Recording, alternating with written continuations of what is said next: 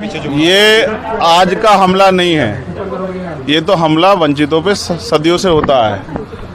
और ये कोई पहला वंचित वर्ग का कोई व्यक्ति नहीं जिसकी जान पे बनाई है। ऐसे बहुत सारे इंसिडेंट हुए, बहुत सारे लोगों की जान गई, लेकिन आज कानून का राज है। जब मेरे जैसे व्यक्ति के साथ ये हो रहा है तो आम वंचित वर्ग के व्यक्ति के साथ क्या होता है, उत्तर प्रदेश में क्या लॉ एंड ऑर्डर है, इसको हमें समझना चाहिए।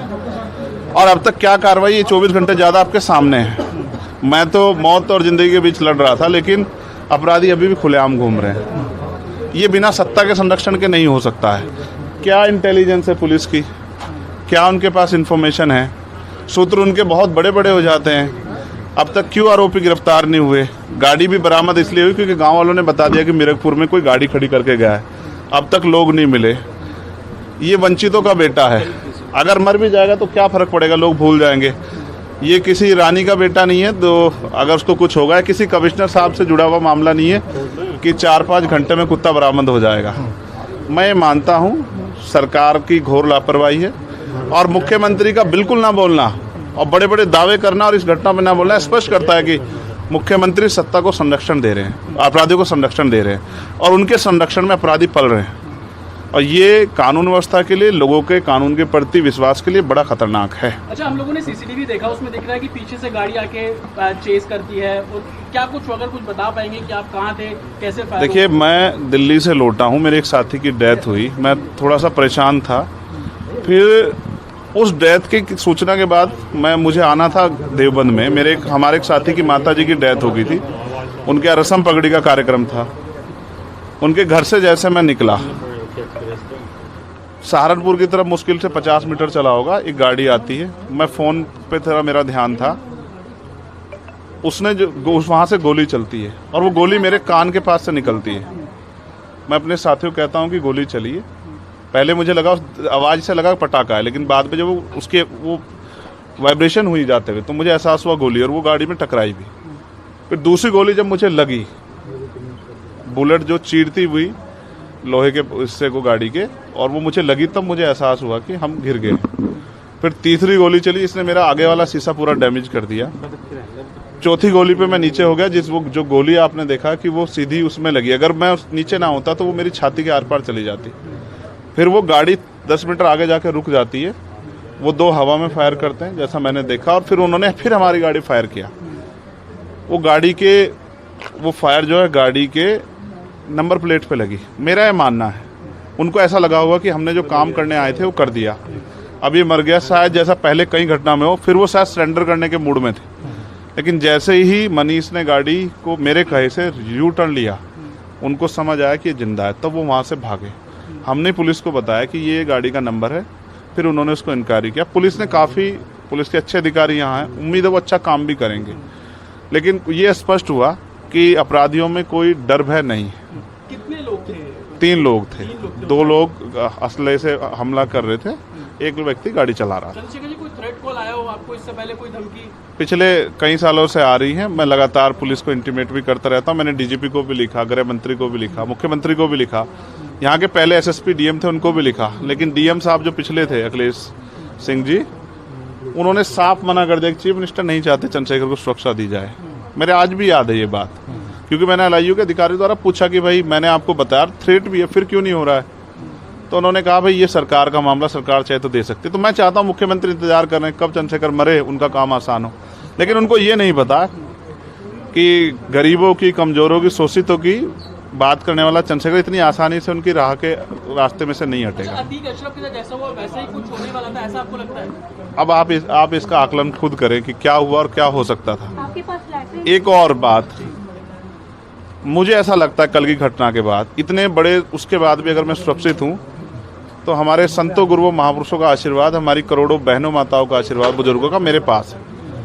और मैं जो जिम्मेदारी मैं लेके मैदान में आया हूँ, बाबा साहब अम्बेडकर, माननीय काशीराम साहब, सदगुरु रविदास जी का जो बेगमपुरा राज का सपना है, मानवता के राज का सपना है, संविधान को लागू कराने का है, इन वर्गों को अधिकार देने का है, जब तक वो पूरा नहीं होगा मैं कहीं जाने वाला भी नहीं। गाड़ी को मिरकपुर में छोड़कर अपराधी भाग जाते हैं, तो उसको कुछ और बता रहे, कुछ तो कहानी कुछ और नया मोड़ देने की कोशिश हो सकता है वो चाहते थे जो गुजरों और दलित समाज में एकता बनी है वो एकता टूट जाए। ये होगा ही नहीं कभी।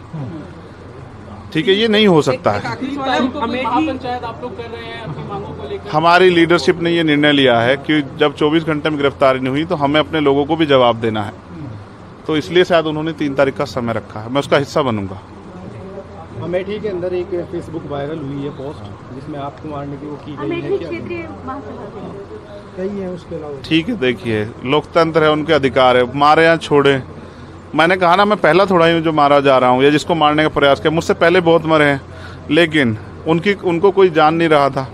मुझे लोग जानते हैं तो मेरी बात पे बात आगे बढ़ रही, लेकिन मैं अपने लोगों को मरने नहीं दूंगा। ये भी मैं उनको संदेश देना चाहता हूँ। घटना होने के बाद ये पोस्ट किया है अमेठी क्षेत्रीय महासभा से कि इस बार तो बच गया, अगली बार नहीं बचेगा। देखो, मैं गोली से डरता नहीं, मैं गोली से बंदूकों से नहीं डरता हूँ। मैं संवैधानिक रास्ते से चलता हूँ, संविधान को मानता हूँ। गोली चलाने वालों को भी कहना चाहता हूँ, कुदरत उनको सद्बुद्धि दे, गलत जगह पंगा ले रहे हैं। मैं झगड़ा नहीं चाहता, मैं अपने लोगों को भी ये कह रहा हूँ कल से शांति बनाओ को और संविधान के रास्ते चलो। वो हमें डिस्टर्ब करना चाहते हैं कि जो हम राजनीतिक ताकत हमारी बन रही हो कमजोर हो जाए, हम दूसरी दिशा चले जाएं। लेकिन ये भी एक अटूट सत्य है कि हम संविधान के जरिए जवाब देना जानते हैं, और किसी को गलतफहमी हो तो वो गलतफहमी सुधारने का समय है। वो क्यों कर रहे थे, वो पाला खींच लें। मुझे ही तो मारना है ना, वो बता दे मैं चला जाऊंगा मरने, मगर मेरे लोगों के साथ तो ये खेल ना खेले ना। मैं तैयार हूं, अगर मेरे मरने से हमारा आंदोलन आगे बढ़ता, हमारे लोग खड़े होते, मुझे कोई दिक्कत नहीं है। लेकिन उनको ये समझना चाहिए कि ये आज लोकतंत्र है। गोली की भाषा से एक चंद्रशेखर मरेगा तो क्या हो जाएगा, हजारों चंद्रशेखर पैदा हो जाएंगे। ये समाज, बहुजन समाज तो उपजाऊ समाज है। एक मरेगा, 1000 पैदा हो, कितने चंद्रशेखर मारोगे? और मारो, गोलियों में सत्ता का संरक्षण आपको है, मुख्यमंत्री आपका अपना है, खूब चंद्रशेखर को मारो, हर जिले से चंद्रशेखर पैदा होंगे। लेकिन बाबा साहब अम्बेडकर और माननीय काशी राम साहब को सपना पूरा करे बगैर संविधान को लागू करवाए हम लोग जाएंगे नहीं। चंद्रशेखर भाई, पहली घटना आपके साथ मुजफ्फरनगर में हुई, दूसरी अब देवबंद में, क्या लगता है कि आसपास का क्षेत्र उससे पहले अगर पहली घटना पे ठोस कार्रवाई हो जाती तो अपराधियों के हौसले कमजोर होते। लेकिन मैंने कहा ना कि एक रानी का नहीं, एक प्राइमरी स्कूल के हेडमास्टर का बेटा है, एक गरीब माँ का बेटा है, तो मर जाए, क्या फर्क पड़ा, किसी को क्या फर्क पड़ता है? उनका रास्ते कांटा आसान से निकल रहा है, तो इसलिए उनको लगा कोई वो नहीं। लेकिन जनता समझ रही है। मेरे एक एक खून का जवाब मेरे लोग जो है ना मुझे संरक्षण देके लेंगे, और वो सबक सिखाएंगे भारतीय जनता पार्टी की सरकार को, जिसके अब संरक्षण में गुंडे पल रहे हैं। एक आखिरी सवाल है, क्या ये पॉलिटिकल अटैक था आपको लगता है? पुलिस जांच कर रही है कि मेरे मरने से किसको फायदा हो सकता है, कौन मुझे चाहता मैं मर जाऊं। पुलिस जांच कर रही है, मुझे उम्मीद है पुलिस फेयर जांच करके, कोई मैनिपुलेट करके नहीं, सही जवाब देगी कि उन्होंने ऐसा क्यों किया। चंद्रशेखर का जो कद बढ़ रहा है देश के अंदर, कई मुख्यमंत्रियों ने भी अब ट्वीट किया है और वैसे ही ट्वीट कर रहे हैं, कहीं और कर रहे हैं, तो इस चीज को क्या ये लगता है कुछ भी गलत होगा तो लोग बोलेंगे। अगर कल मेरी जान ही चली जाती तो लोग फिर भी तो उनको पीड़ा होती, उनको अपना भी देखना है, कल उनके साथ भी हो सकती है। ये लाइन ही, विचारधारा ही गलत है कि गोली से वो करो, और ये बीजेपी की भाषा है, गोली मारो सालों को, ये वो उपजाऊ हो रही है। देखिए, बहन जी से मेरी कोई नाराजगी नहीं है, मैंने उनको हमेशा बड़ा माना, वो मुझे छोटा नहीं मानती अपने परिवार का। उनको ये घटना छोटी लगी, शायद अगर मैं मर भी जाता शायद उनको इस पर कोई शायद बुरा नहीं लगता, मुझे उनसे कोई दुख नहीं है। मेरे लोग मेरे साथ नहीं है बहुत, और वो समझ रहे हैं कि जो उनके लिए मरने को तैयार है, जिसने जो जान पे जिसकी बनाई है, वो हमारा अपना है।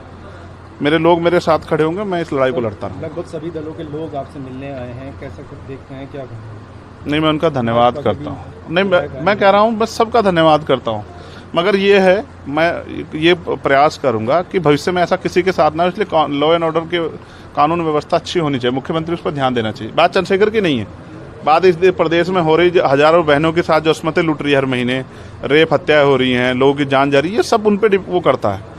तो वो मुख्यमंत्री पद पर बैठे हैं, अगर वो इसको संभाल नहीं पा रहे हैं तो क्या फायदा, फिर उनको इस्तीफा दे देना चाहिए। फिलहाल आप ठीक है, डिस्चार्ज किया जा रहा है? हाँ, ठीक हूँ। बस कार्यकर्ताओं ने आज जो है जगह जगह ज्ञापन दिया है, सहारनपुर में दिया, अगली रणनीति क्या रहेगी? नहीं, कोई रणनीति नहीं है, पार्टी के सीनियर लीडर जो तय करेंगे हम लोग उस पर काम करेंगे। और दूसरा, मेरे पीठ में जहाँ गोली लगी है वहाँ ड्रेसिंग जारी है, पहले से आराम है, बस एक जलन और वो घाव है, जख्म वो तो है ही, तो सांस लेने में दिक्कत थी। बीपी जो है फ्लक्चुएट हो रहा था, अप डाउन हो रहा था, वो अब ठीक है पहले से।